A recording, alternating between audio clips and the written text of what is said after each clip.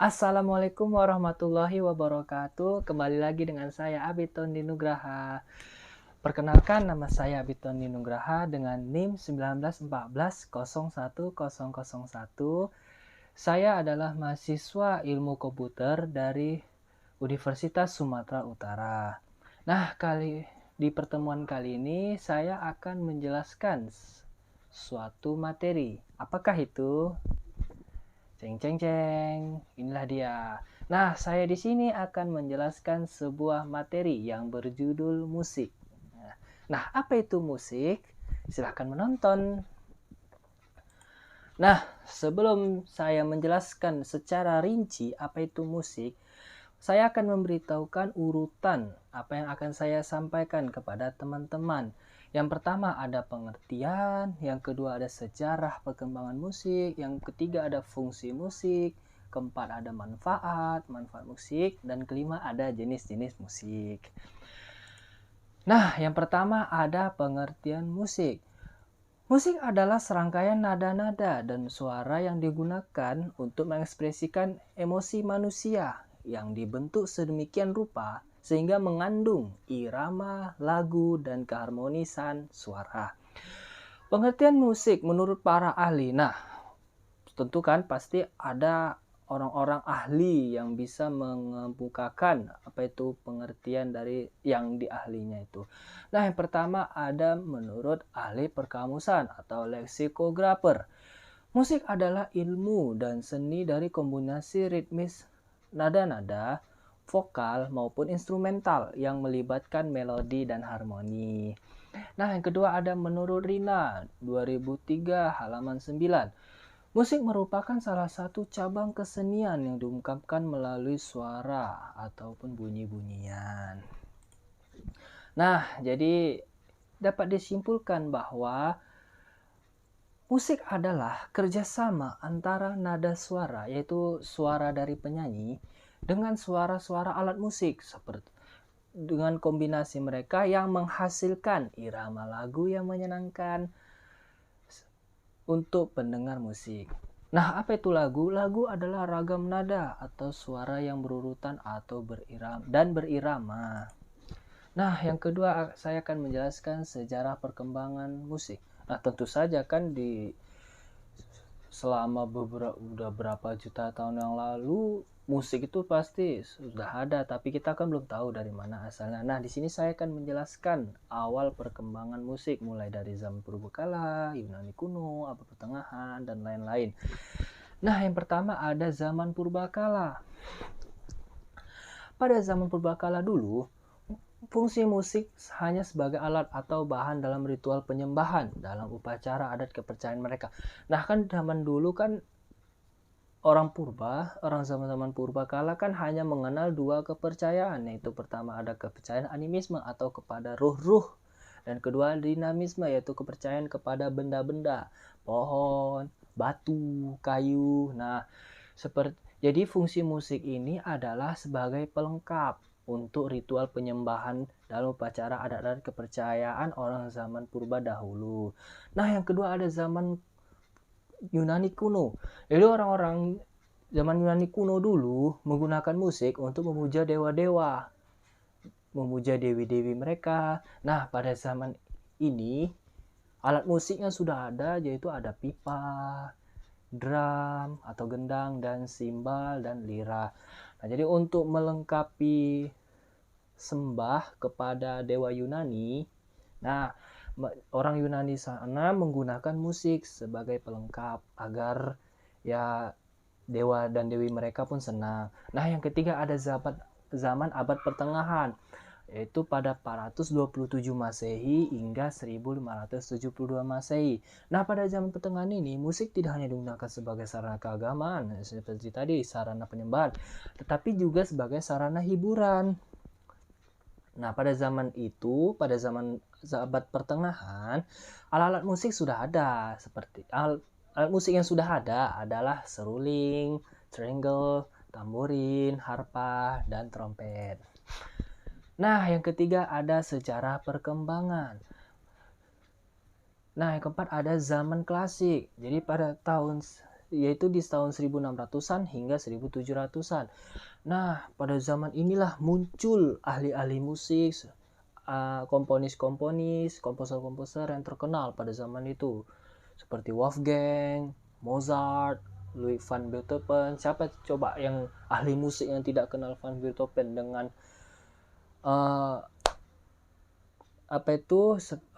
kreasi baru dia, yaitu penemuan baru dia, yaitu do re mi fa sol la si do. Nah, pada zaman klasik lah muncul para komponis terkenal. Nah, yang kelima ada zaman romantik, yaitu pada tahun 1800 Masehi hingga 1900 Masehi. Nah, karya-karya musik pada era romantik ini lebih mengutamakan pada garapan emosional, dramatis. Nah, instrumen yang dipakai pada era musik ini adalah harpsichord, piano, biola, dan cello. Nah, jadi pada zaman inilah piano, biola ditemukan. Nah, yang keenam ada zaman modern, yaitu dari 1901 Masehi hingga sekarang, tahun 2021. Nah, pada zaman ini, masyarakat seluruh, tidak hanya komponis, tidak hanya ahli musik, tidak hanya orang kerajaan yang bisa mengungkapkan ekspresi mereka melalui musik, tapi orang-orang biasa pun sudah bisa menggunakan musik. Nah, yang selanjutnya ada fungsi. Tentu saja kan setiap sesuatu yang diciptakan pasti ada fungsinya, ada tujuannya. Nah, begitu juga dengan musik.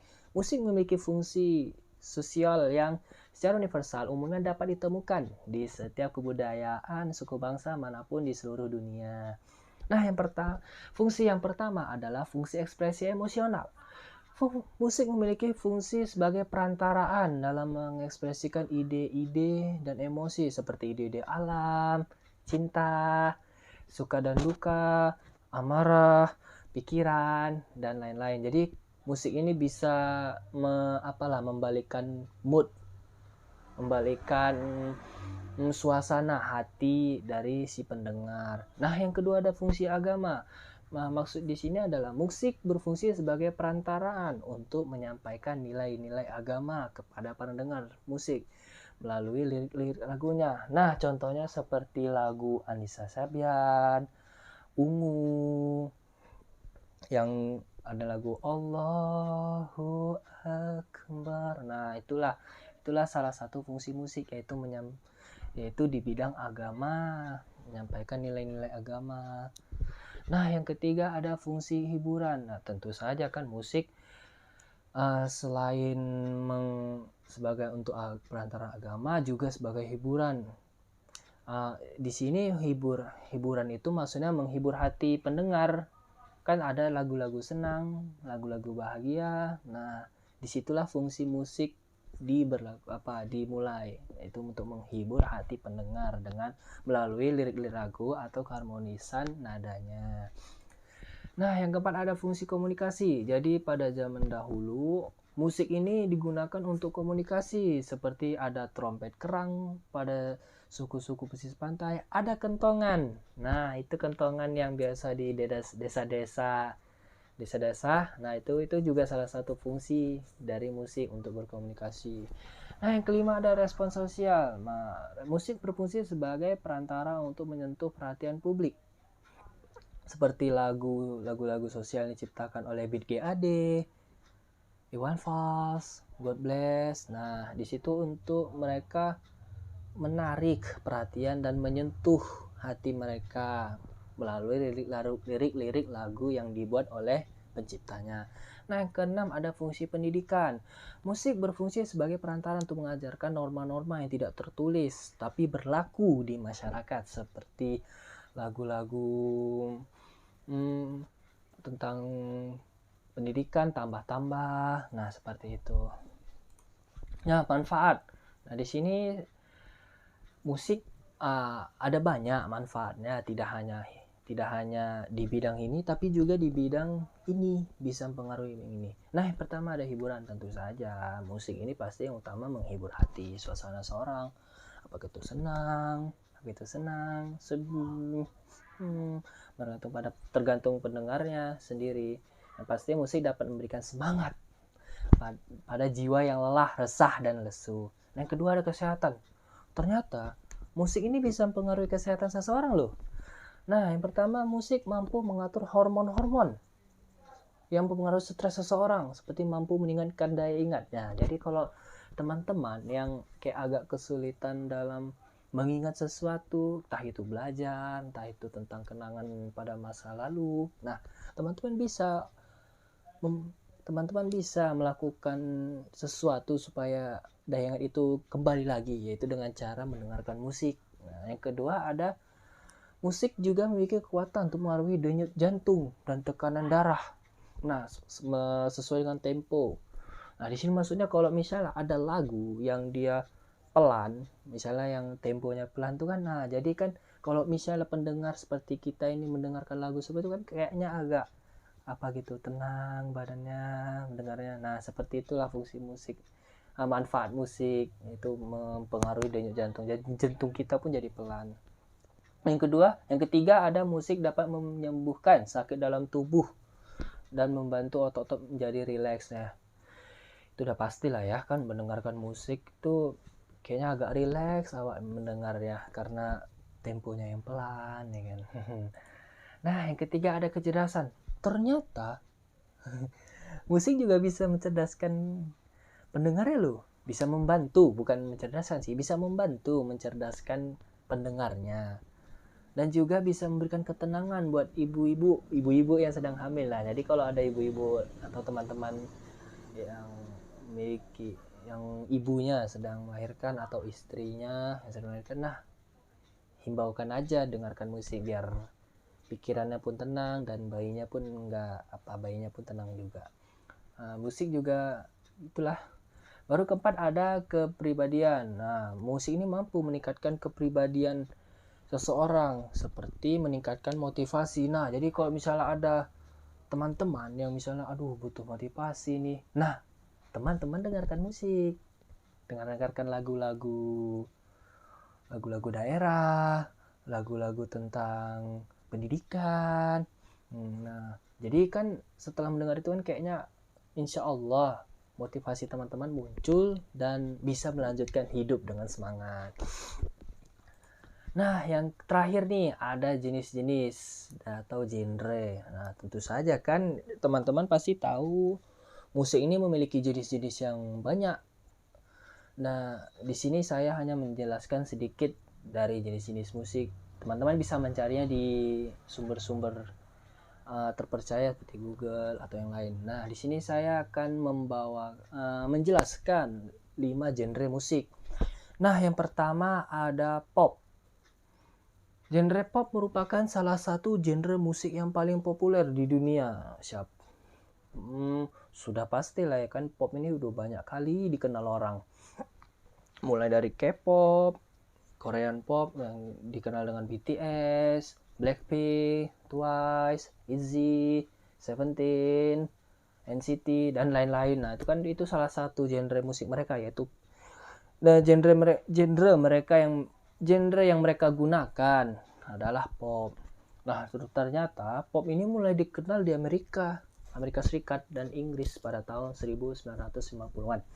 Nah, yang kedua ada rock. Rock mulai terkenal pada tahun 1950-an. Grup band rock didominasi oleh laki-laki. Musik rock fokus pada identik atau fokus pada gitar listrik. Nah, yang kelima ada dangdut. Tentu saja kan teman-teman, apalagi teman-teman di Indonesia, di Malaysia, dan negara-negara Asia Tenggara lainnya mengenal dengan dangdut. Dangdut ini merupakan musik khas Melayu pada tahun 1940-an. Penyanyi dangdut paling terkenal dengan ratusan lagunya yaitu Raja Dangdut kita, Rhoma Irama. Dangdut ini identik dengan gendangnya dangdut. Nah, seperti itu. Yang keempat ada reggae. Genre musik ini berasal dari Jamaika pada akhir tahun 1960-an. Salah satu elemen yang paling mudah dikenal dari musik reggae adalah ritme of beat. Jadi dia itu kayak agak sedikit lari lah beatnya gitu, agak pelan beatnya yang berasal dari gitar ataupun piano. Nah, reggae ini biasa identik dengan suasana pantai ataupun lagi santai. Nah, jadi dengar lagu reggae pun, apalagi yang teman-teman yang sedang di pantai bisa dengarkan lagu reggae biar hatinya pun senang, tenang, dan bisa menikmati daerah pantai. Nah, yang kelima ada jazz. Jazz ini mulai berasal dari Afrika Amerika di akhir abad ke-19. Musik ini dikenal sebagai alunan yang merdu. Jazz mendapatkan pengaruh besar dari budaya Afrika Barat dan Eropa. Nah, jika teman-teman tahu bahwa jazz ini cocok dengan teman-teman yang butuh misalnya kayak alunan yang pelan, yang santai. Nah, teman-teman bisa dengarkan lagu jazz. Jazz ini identik dengan trompet, saksofon. Nah, jadi kalau ada lagu jazz itu biasanya rata-rata mereka menggunakan saksofon untuk pelengkap musik jazz. Nah, seperti itu. Wah, tidak sangka sudah selesai. Terima kasih kepada teman-teman yang sudah melihat video ini. Semoga apa yang saya sampaikan ini bermanfaat untuk teman-teman yang melihat video ini. Saya mohon maaf apabila saya ada kesalahan dalam kata, data, ataupun sikap saya yang yang kurang enak di mata teman-teman. Saya mohon maaf ya, karena saya sedang belajar. Nah, mohon dukungan teman-teman untuk saya supaya saya bisa menyelesaikan kuliah saya dengan selesai, aman, dengan IPK yang tinggi. Amin. Nah, terima kasih. Wassalamualaikum warahmatullahi wabarakatuh. Dadah.